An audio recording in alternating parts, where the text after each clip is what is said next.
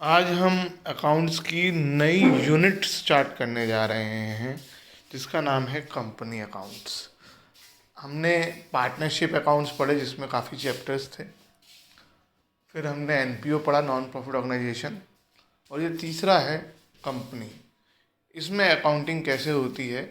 बाकी अकाउंटिंग तो सेम ही चलती है, good sold, good purchase, salary, rent paid. Basically जो हमें पढ़ना है 12th क्लास में कि ये अपनी कैपिटल को कैसे रिकॉर्ड करते हैं, यानी इनकी कैपिटल शेयर्स में डिवाइडेड होती है तो शेयर कैपिटल को कैसे रिकॉर्ड करते हैं। और एक हमने वर्ड पढ़ा था डिबेंचर्स, तो डिबेंचर्स के बारे में हमें पढ़ना है। तो सबसे पहले हम थ्योरेटिकल पार्ट डिस्कस करते हैं जो कि आप ऑलरेडी पढ़ चुके हैं क्लास 11th में, तो वही थोड़ा सा हम आगे डिस्कस करने जा रहे हैं। कंपनी क्या है? It is a association of person who contribute money और money is worth to a common inventory and use it for a common purpose. It is an main definition ये है, it is an artificial person having corporate legal distinct entity from its members and has a common seal used for its signature for the purpose of business। ये line इसमें नहीं लिखी हुई तो आप add कर लेंगे। कंपनी के फीचर्स कुछ नया नहीं है, ये 11 में पढ़ चुके हैं।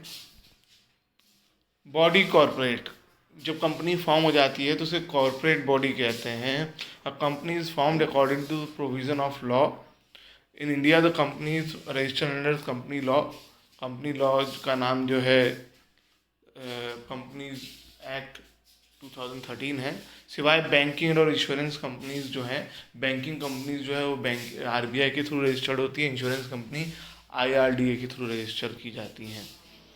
सेपरेट लीगल एंटिटी, हर एक कंपनी की एक सेपरेट लीगल एंटिटी होती है डिफरेंट फ्रॉम इट्स मेंबर्स, और वो अपने नाम से प्रॉपर्टी होल्ड कर सकती है, अपने नाम से कॉन्ट्रैक्ट में एंटर सकती है और उसी के नाम से अकाउंट भी ओपन हो सकता है, जैसे बाकी पर्सन कर सकते हैं बिल्कुल वैसे ही।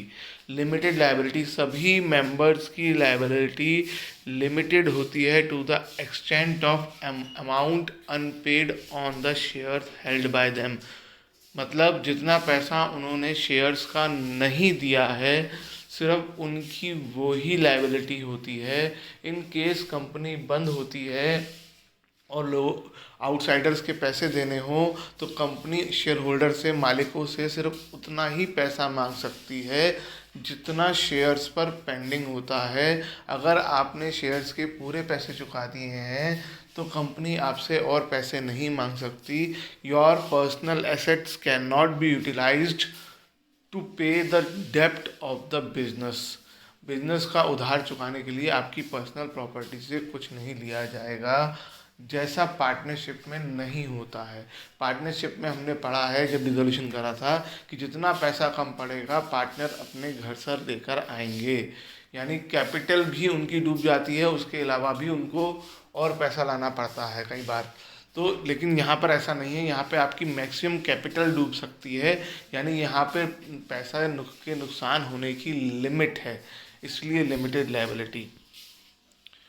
परपेचुअल सक्सेशन का मतलब होता है कि life of the business is unlimited and it is not affected by the coming and going of the members के आने जाने की वजह से, चेंज होने की वजह से उस पर कोई इफ़ेक्ट नहीं पड़ता है। कोई इवन कॉन्ट्रैक्ट्स में भी चेंजेस नहीं आते हैं, कॉन्ट्रैक्ट्स भी एज इट इज़ रहते हैं। कोई memorandum of association, article of association दोबारा बनाने की ज़रूरत नहीं पड़ती है। सब कुछ नॉर्मली जैसा है वैसा ही चलता रहता है, चाहे कोई मेंबर छोड़ के चला जाए, कोई नया मेंबर आ जाए, किसी की डेथ हो जाए, यहाँ पर ऐसी कोई दिक्कत नहीं है। Members can come and go but the company will continue. Common seal, her company की एक कॉमन सील यानी जिसे स्टैम्प भी कहते हैं, जैसे प्रिंसिपल सर की सील है, एक सील होती है। क्योंकि कंपनी खुद साइन नहीं कर सकती लेकिन उसे पर्सन का आर्टिफिशियल पर्सन बोला गया है, तो कंपनी क्या करती है, उसकी साइन की जगह सील काम करती है। सील जो है वही उसका ऑफिशियल सिग्नेचर है, और जितने भी ऑफिशियल जितने भी डॉक्यूमेंट्स हैं वो कंपनी को, उनमें कॉमन सील होनी चाहिए। अगर किसी भी डॉक्यूमेंट पर कॉमन सील नहीं है तो कंपनी उसके लिए बाइंडिंग अपॉन नहीं है। मान लो आपने कंपनी को ऑर्डर दिया और कंपनी ने आपसे पैसे ले लिए एडवांस में, और आपको एक प्रूफ दे दिया कि मैंने आपसे एडवांस में पैसे लिए हैं, लेकिन उस प्रूफ में आपने ध्यान नहीं दिया कि कंपनी ने कोई सील नहीं लगाई, आप तो पर्सन के साथ, किसी मेंबर के साथ ही डील कर रहे होगे, तो बाद में अगर आप कंपनी रिफ्यूज़ कर देती है पेमेंट करने को, तो आप कंपनी के अगेंस्ट केस नहीं कर सकते हो, क्योंकि कंपनी की उस पर सील नहीं है। Transferability of shares. नॉर्मली एक पब्लिक कंपनी के, तो आपको पता है कि अभी पढ़ेंगे भी इस चैप्टर में कि 3 तरह की कंपनी होती है, पब्लिक कंपनी, प्राइवेट कंपनी और 1 पर्सन कंपनी। पब्लिक कंपनी के शेयर्स इजीली ट्रांसफरेबल होते हैं। Without consent of any member you can sell your share in the stock exchange. लेकिन आर्टिकल ऑफ एसोसिएशन जो है वो प्रिस्क्राइब कर सकता है कि कैसे बेचे जाएंगे, क्योंकि पब्लिक कंपनी के लिए कंपलसरी नहीं होता कि वो अपने शेयर्स पब्लिक को इशू करे। वो अपने आर्टिकल ऑफ एसोसिएशन के थ्रू रिस्ट्रिक्ट कर सकता है। मान लो उसने अपने डायरेक्टर्स को अपने शेयर्स दे रखे हैं, तो वो आर्टिकल ऑफ एसोसिएशन में कह सकता है कि डायरेक्टर्स जो हैं 5 ईयर्स तक अपने शेयर नहीं बेचेंगे। तो इस तरह से वो आर्टिकल ऑफ एसोसिएशन के थ्रू अपने शेयर्स की सेल को रिस्ट्रिक्ट भी कर सकता है पब्लिक कंपनी। प्राइवेट कंपनी में तो रिस्ट्रिक्शन होता ही होता है, और 1 पर्सन कंपनी में तो ब्लॉकेज होता है, क्योंकि एक ही ओनर है, तो वो किसी और को शेयर कैसे बेचेगा।